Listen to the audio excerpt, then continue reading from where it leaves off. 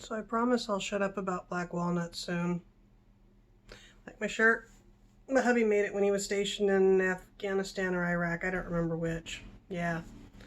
Big bad military guy sewed me a koala berry, a mousy thing eating cheese, and on the back there's no face and there's a tail that comes up. It's really cute. I'm not turning around to show you the back. Anyway, I thought I'd show you the final on the black walnut on nylon and acrylic. So it comes out like this. This has been on the heating register. It's now dry. Can you catch the glitter?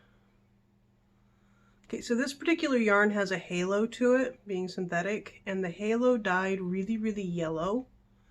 And so you take it off of that and you wind it onto a nitty knotty. Oops, wrong direction. There we go. You wind it onto a nitty knotty, which is tedious and boring, but you do it. Okay. Can you see the glittery here? I'm trying to find a camera angle where you can see that the yarn just shines. Not getting it. It's focusing on my face. So, coming back here, on the nitty knotty, you get a small skein, because it started out as a small skein. So let's see if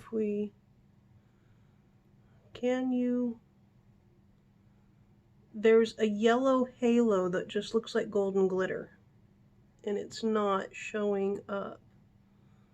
That's kind of sad. So the one that had the staining has the dark color in a repeating pattern. And whatever the stain was, it obviously went to the center of the skein, because that dark went to the center of the skein. Trying to get the camera to focus on the yarn. Focus. Focus. Yeah, my fingernails are green. I dyed my hands. Yeah, that's what happens when you don't wear gloves while doing a dye pot. Anyway, one little skein took that red color. I don't know why it was different, but one little bit took that red color. I'm really happy with the results. You can't see that golden glitter on the camera, but it really shows up in person. It looks like just sparkles, and it's going to make a really cool little sweatery thing. Maybe a vest, I don't know. I like that the green held. Suddenly my bra strap is digging in like you wouldn't believe. Ow. Still working on the hand warmers. So one of the problems with hand knit or hand spun yarn, maybe not problems, maybe it's a feature, I don't know. Okay, these two were spun one after the other, and you think you're spinning at the same weight the whole time. But this one was obviously spun heavier than this one. So I can't make a mated pair of hand warmers from the two yarns, two skeins. But if you watch here, I haven't even used half of the yarn in this skein, which means if I pull all of this out, there is more than enough for a set of hand warmers in one skein. See how that shows the volume of yarn? No, I wouldn't do the hand warmers like that. I'm just showing you that there's enough volume of yarn. So I'll be pulling out and making hand warmers out of one of the skeins and figuring out what I'm doing with the other skein. Yeah, nothing like duplication of effort, right? So I thought I'd show you one of my favorite little tricks in life. Nah, it's not one of my favorite. Where did that go? There it is. You have a choice between these suckers, which are annoying, and okay, I sat down with everything I needed. There it is. Oh, and this, which is expensive. $1.99, $6.99. Annoying, easy to use. Your choice. We're going to do this one just for the demo purposes. I don't think a favorite thing is the right way to put it, but this is a cool little thing I like to do. Of course, I've got to find the start of the tape. This is double back tape. The other one just puts down a strip of glue. Okay.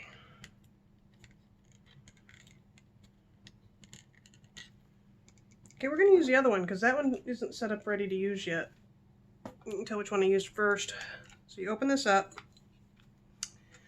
This is just a mayonnaise jar with an ugly label, okay, with the cap has been lost. So you start up here and you put down glue, and you put down lots of glue, and you're going to wind up with your fingers in here, and you just keep putting down glue.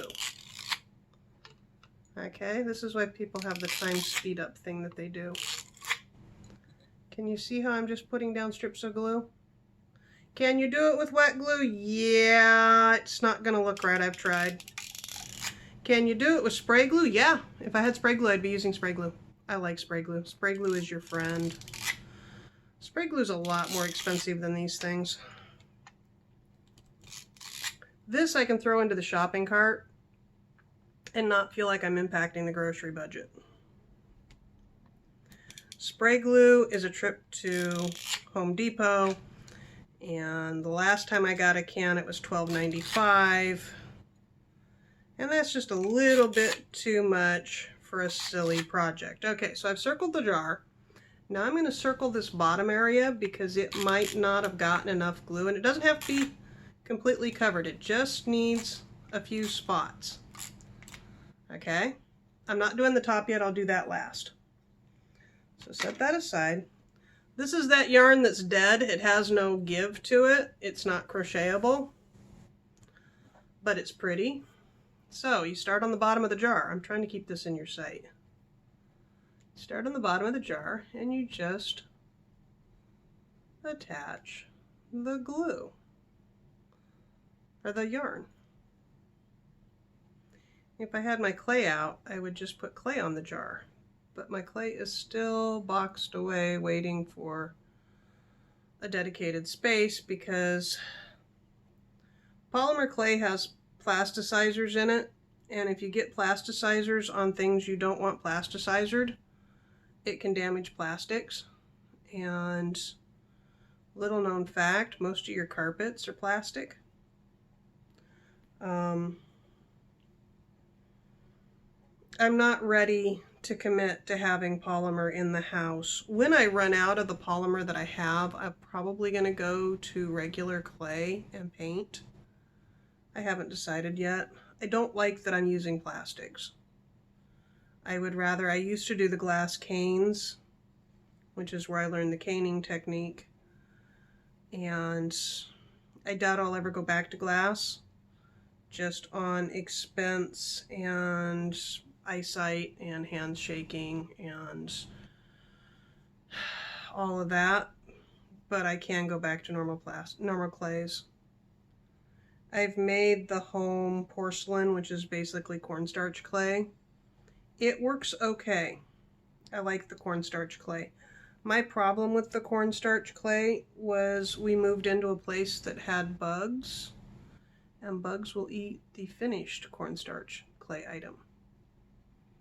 So they won't eat the paint that's on the outside of it, but you'll go to pick it up off the shelf and it'll turn to dust in your hands. So that kind of, you can't see what I'm doing. See? That kind of turned me off on the cornstarch clays. So I pretty much have to keep this up here for you to see, but it's just a matter of going round and round and round and making sure that your yarn touches the previous edge. Can you see that? So that there's no gaps. I can't hold it to the camera right and see what I'm doing. Why do I want a fuzzy jar? Why not? I actually have like 2 of them going now, and I'll probably make a couple more. I do this with any jar that I've lost the cap for, and I don't think I'll ever find the cap again. Once you've done this, you really can't wash them. It becomes a knick-knack, something you have to kind of dust, and that's it. But I'll do this to plastic jars and plastic boxes. You can cover plastic boxes with nice paper using the glue strips as well. Anyway, I haven't committed to having the clay in the house yet because it is a workstation. It would take up one entire desk and then it would permanently be there, and I haven't committed to that yet. I will. I also have my blanket I was sewing. It's in a box over there. I have to commit to having the space to spread it out and work on it for... I'm slow. It'll take another month to month and a half. And I haven't committed on that space yet because we are overloaded trying to sort through stuff. I'll get there. I dropped out of your line of sight. You should say something.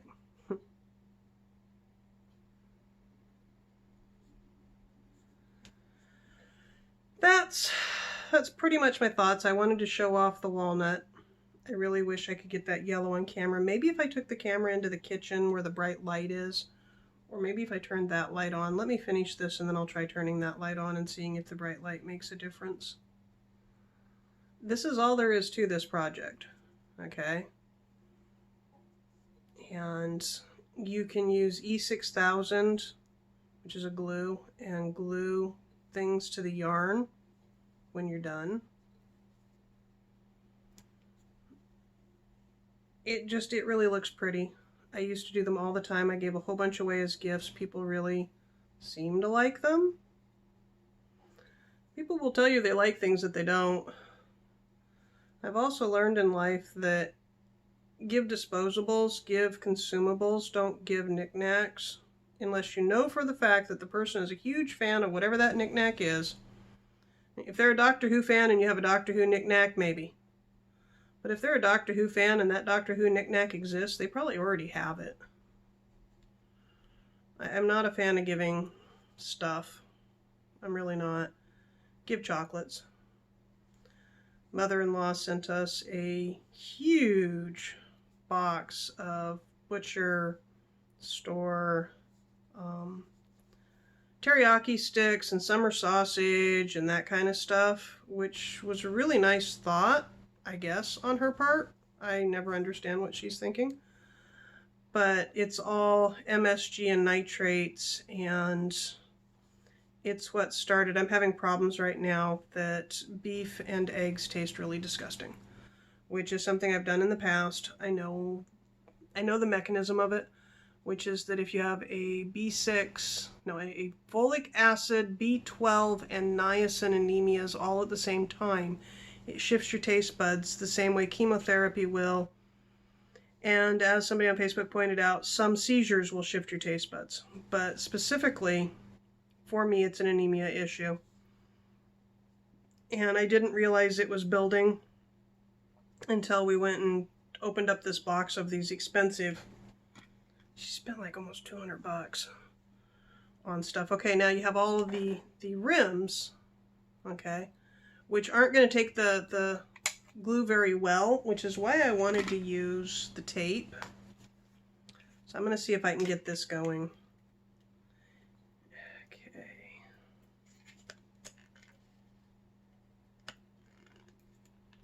I don't understand how this works.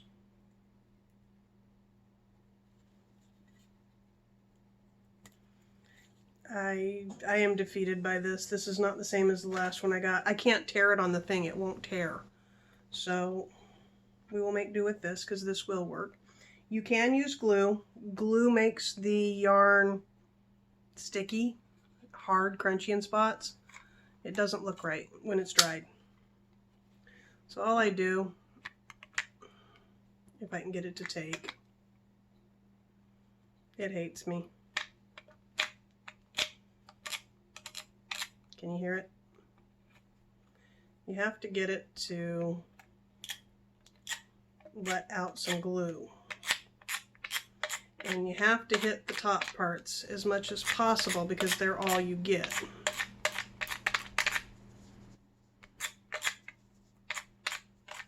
Anyway, so the mother-in-law bought us this huge thing of expensive butcher meats, and I went to take a bite of one, and it tasted like rancid oils. And I spit it out, and the husband's looking at me like, are you crazy? And I'm like, it's gross. And he's like, no, it's not. And I'm like, okay, so my taste buds are off. So that's how we figured that out. So then test a couple of other food items. We don't eat that much meat as much as I post about meat. We're not an American red potato and a red meat and potato kind of family. We're much more a sushi and dim sum, musubi kind of household. Meat is a spice. Eggs, I eat eggs. He doesn't eat eggs at all. Okay, this is almost done. And one last spot right there. Okay, so that's, got one more sticky spot there. You want to hit all the sticky spots. Okay, I need scissors. You want to bet I don't have scissors here? I know I don't have scissors here because I know exactly where my scissors are. I one time, in a manic fit, cut my entire hair with fingernail clippers because somebody hid the scissors on me. Okay, so that's snipped off. Now I do take a dot of glue for the last spot because I want the last spot to kind of meld in. I'm trying to do this. So I go like that, and there's the last spot. And I go and I put a dot of glue there. If I can get the glue to come out of the container, because these are the things I deal with. Why are you not coming out?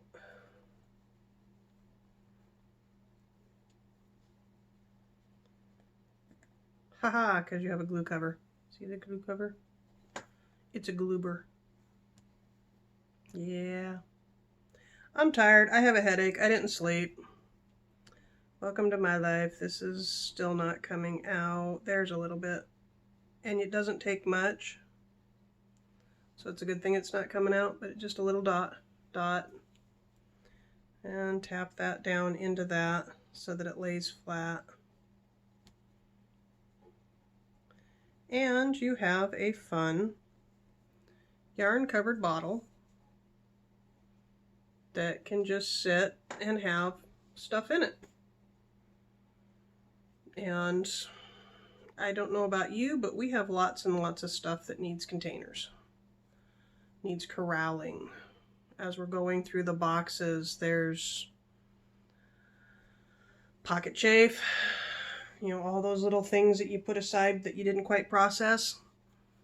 Boxes and boxes, the bottoms of every single box is full of just little things. And most of the little things are not throwaways. They're things that will get used, will be wanted, are money. Yeah. Jars. Empty jars that are just glass look ugly. I have to find some place to set that down now. To give you an example of boxes, okay, I have a coin wrapping station over here. You can't see it, but I'm getting stuff. Okay. Now, in reality, I'm going to take all of this to probably the Winco Coinstar. Yeah, you're hearing right. Trust me. And take them out of the containers because we thought our bank would take them, and our bank does not take rolled coins anymore. Their comment was just take it to Coinstar. Well, Coinstar charges unless you get a gift certificate. So you will hear me talking about gift certificates soon. That one's not full. Okay, let's see if I have the strength to lift this. This is nickels and pennies from the bottom of boxes. Okay, from the bottom of boxes, nickels and pennies. The husband glums onto all of the quarters, and we took all the dimes in a while back, and we need to do it again. He'll go through with his anarchy stamp and stamp all these nickels. There's 1, 2, 3, 4, 5, 6, 7, 8, 9, 10, 11, 12, 13. So that's $26 in nickels from the bottom of boxes. Okay? You're starting to understand why you just don't throw the boxes out? Yeah. We have a lot of people who have made comments that we should just Goodwill all the boxes without going through them and that kind of comments. And it's like, you don't understand what's in the boxes. You don't understand my husband. Why would I Goodwill stuff I'm going to have to buy? Why would I do that? why would I Goodwill boxes without, and $3.50 in pennies so far. And I haven't really sorted them for age. Those are just the ones that weren't green. We're finding things like this. My husband did this when he was in 5th or 6th, it was 1978. Okay, this is 1978. And up at the top it says official government form. And then it says form letter, effective 23 August 78, 01 form. I can barely read. Then you have check spots. Okay, so it says check 1, hello, dear or dear occupant. 2, check 1. I regret to inform you, guess what? Here's the news. Number 3, check 1. I smell your BO! Exclamation point. Your brain is melting. Your account is overdrawn. Check 4. Please pay me, us. Please buy some. Put corks in your ears. Number 5. Turn, flip, other side. Flip, other side. So you go to the other side. And it says, number 6. Furthermore, here's the big news. I can't get that. You know what? See, there you have to check 1. Number 7. I can hear your nose drip. The dog threw up. Your safe deposit box cracked. Number 8. So the best thing is to lick it. So up your nose with a rubber hose. With a rubber hose. Or you must glue it shut! Exclamation point. Number 9.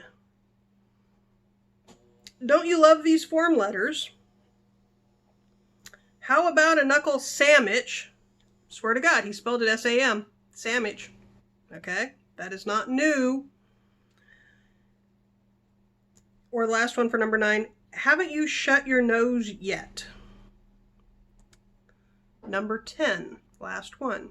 Courtesy of, see you soon. You can take out the corks.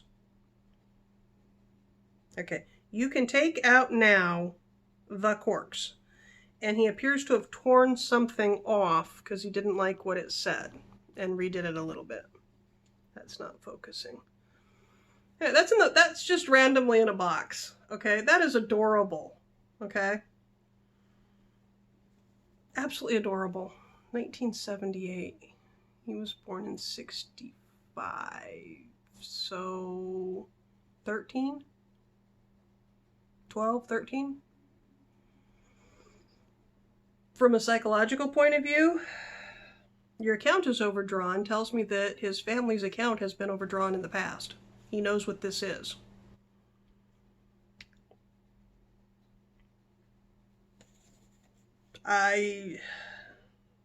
Tells me that the dog threw up at least once. Somebody had postnasal drip in his life. Yeah. When you go through Michael's stuff, there's this huge leap that happened at some point between 12 and 14. You know, you can call it puberty if you want. But his artwork went from being scribbles to artwork. And his thought process went from being small child to teenager. There's nothing in between. There's scrawling crayon art, and then there's perfect art.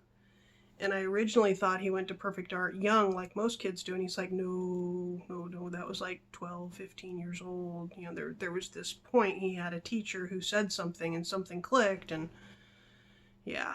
Can you see how... Yeah. Anyway, I've been rambling. This is my video for the day. Get it out early. Get it done. My hair looks like crap. I look like crap. I'm tired. Yeah. I had my coffee, rinsed out yarn, dyed some green yarn. Green, green, green yarn. I was trying to dye a skirt and a linen shirt, and they didn't bond at all, even after 20 minutes of simmer. So now I have to rethink what I'm doing with those. And yeah, I'm going to let you go because I'm just talking. I'll talk to you later. Bye-bye.